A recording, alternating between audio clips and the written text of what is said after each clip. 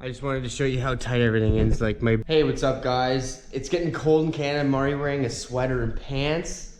It's that time of year in Canada. But today I'm gonna do the oil pan with the bung, get it installed, possibly polish my headers, sand them, polish them, make them look really good. It already looks good, but I can make them look even better. And then I'm pretty much ready to go to put the engine in the car. And I'm freaking stoked about that. Sweet. I got my oil pan back on the bench and I'm gonna weld my bung in. This one is steel. It has to be steel. You can't weld aluminum to steel. I don't think that's even physically possible with a true seal on the outside.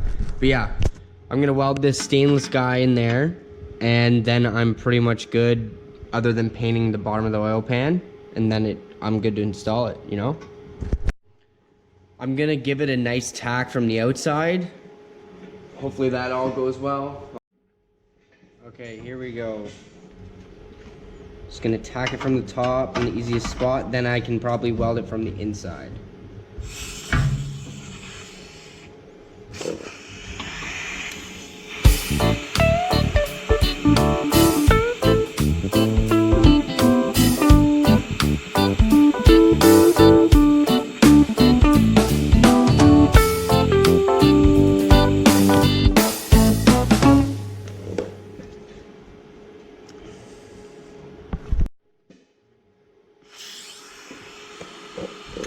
I'm just adding a little bit more filler just so it doesn't fall off because I barely had to tack on it.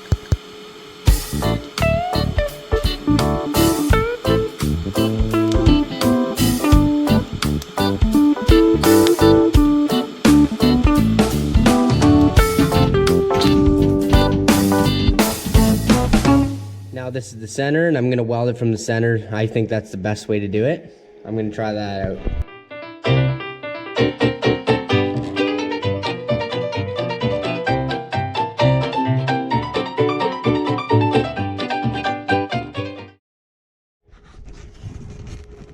Okay, I welded it from the inside. Not too pretty, but it's hard to get in there. It's gonna work, it's all sealed up. The outside doesn't look too good because it was welded from the inside. So I'm gonna weld it from the outside just to make it look a little more respectable.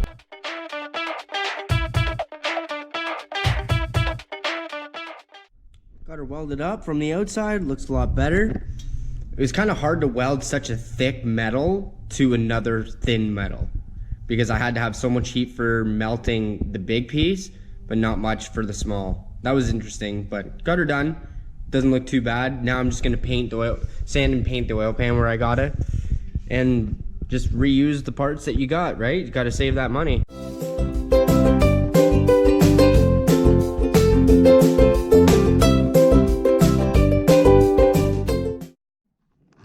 Give the oil pan a quick paint job. Looks much better. Bung looks like it was on there from factory. You know what it is? While I wait for my oil pan to dry, I'm gonna take pictures of my headers before I sand and polish them. And then I'm gonna do a time lapse of me doing it and then compare the before and after on the video. With these sanded and polished, it's gonna look really good. I'm excited to see. It should be like shinier than this, the whole thing. So I'm gonna use 800 grit sandpaper. So I'm gonna get the pipes wet with the hose and then sand the entire thing very thoroughly until I don't see these lines anymore, and then buff it, and that should be great.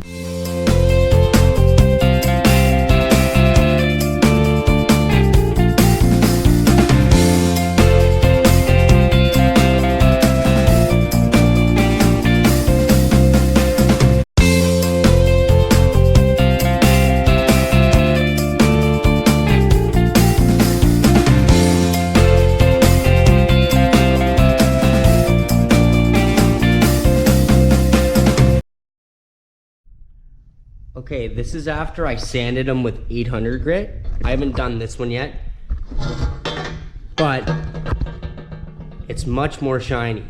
and I haven't polished it yet. So now I'm gonna polish it.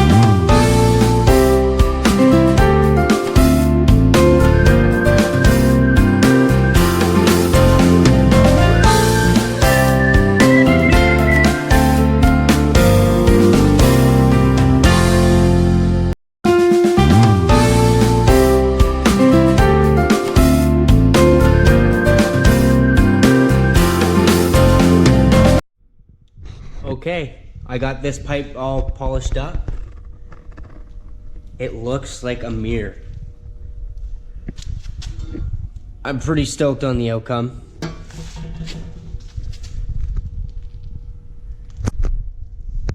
I'm honestly very surprised how mirror-like it is. It's like a mirror.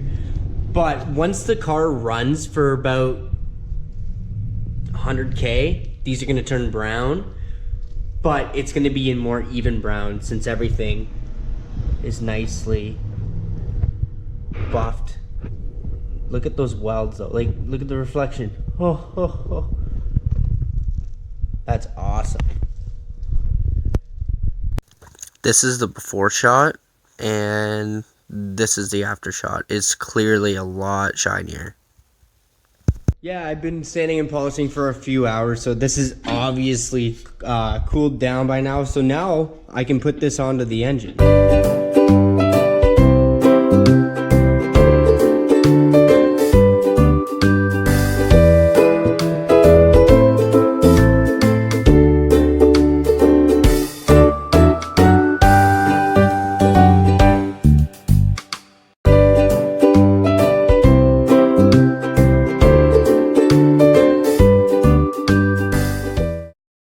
Okay, it's looking pretty clean underneath where the oil pan bolts in. Now I just have to make sure it's oil free. So I'm gonna go with brake clean and wipe it down, make sure there's no oil on it, and we should be good to go. It's always good to check where your oil's getting sucked through. Everybody's looks different, but make sure there's nothing on that screen or anything.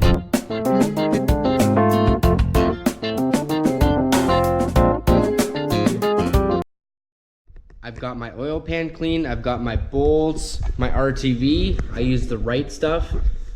Everything's cleaned, and I'm ready to go. Just to clarify, nobody uses gaskets on these oil pans because they never seal. RTV is the best way.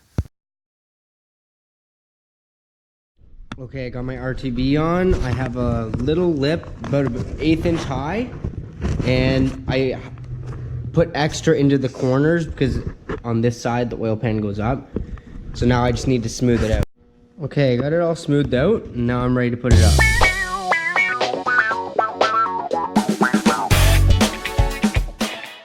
Okay, I got the oil pan on just with 3 or 4 bolts. So now what I do is just by hand, without a ratchet on it, I put each one in until it starts to snug. But I'm not putting any force behind it. I'm just threading it in by hand and then using this extension, going in until it touches the oil pan, until I get them all in. Do this all the way around.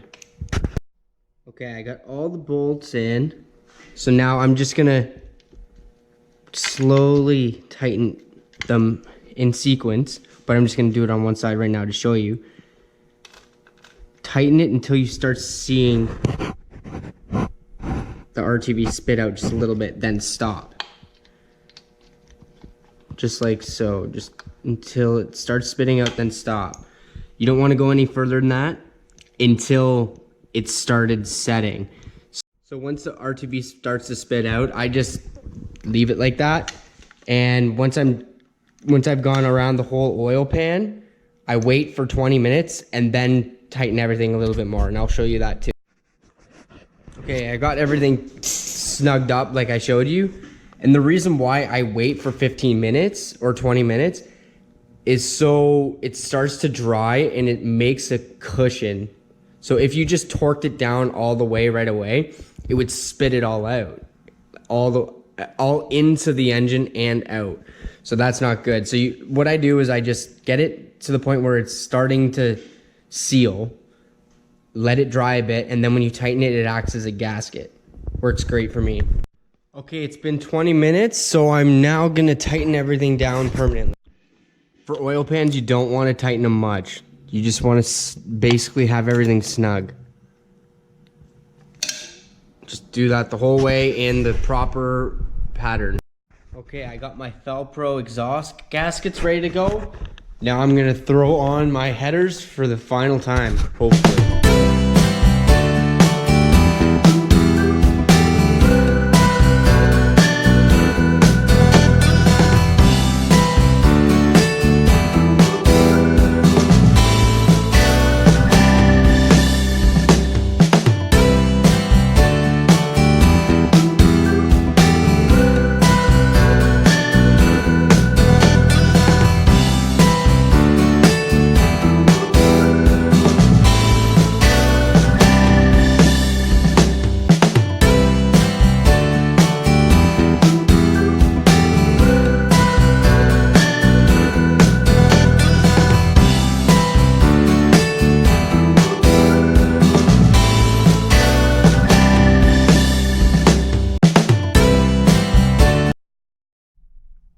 Okay, the headers are on and they're looking sweet. I just wanted to show you the fitment.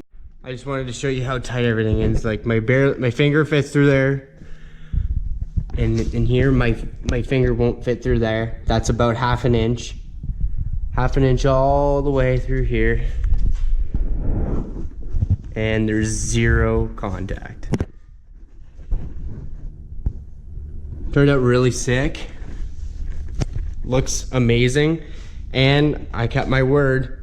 It's still not gonna get hit.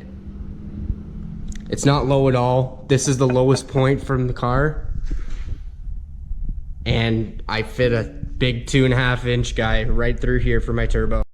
Yeah, it's looking good. So yeah, this is gonna be the end of this episode. The next one, I'm gonna be pulling the car here, and then I'm gonna be getting ready to get this engine in. There's a few things I've gotta do. I've got to cut out the rad support. I've got to modify lots of metal under the hood, clean under the hood and all that stuff. So yeah, that'll be the next one. Stay tuned. Have a nice day. Like, subscribe, and comment.